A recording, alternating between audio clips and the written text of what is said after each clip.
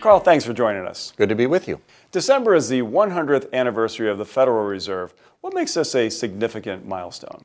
Aside from the fact that any centennial is notable, the Fed's anniversary is especially so for a couple of reasons. First, for most of United States history, actually, we were without a central bank. The Fed is actually the third experiment of that kind, brought into being during the early part of the 20th century to deal with the financial crisis. And so the stability that they've brought to the financial world in the United States has been a big part of our prosperity.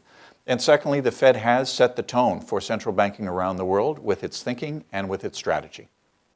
Looking back over time, what would you say was the biggest mistake the Fed has made, and what can we learn from that?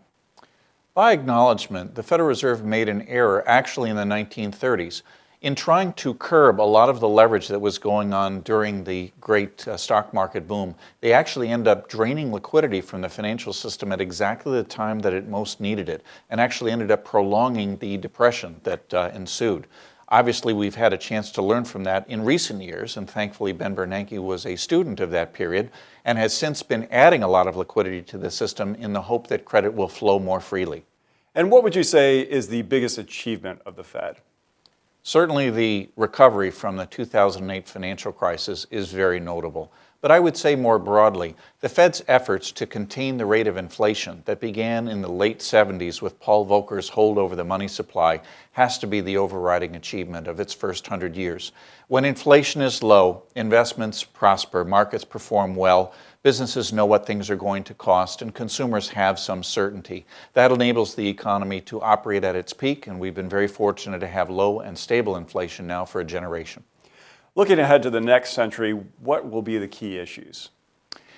I'd say there are going to be three things that the Fed is really going to have to be very careful about. First, as we begin the second century, the Fed is in uncharted territory with its very large balance sheet and its programs of quantitative ease. How they unwind those, when they do, and the impact on the economy are as yet uncertain.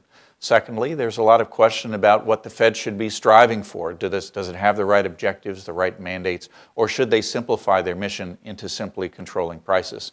And then third, political independence is very important for central banking, and in recent years we've seen a willingness on the part of some in Congress to question that. Obviously, it'll be very important for the Fed's next 100 years to remain as separate from the government as they can. Well, Carl, thanks for joining us. Great to be with you. Thank you for listening. For more insights from our economic research team, visit northerntrust.com/view.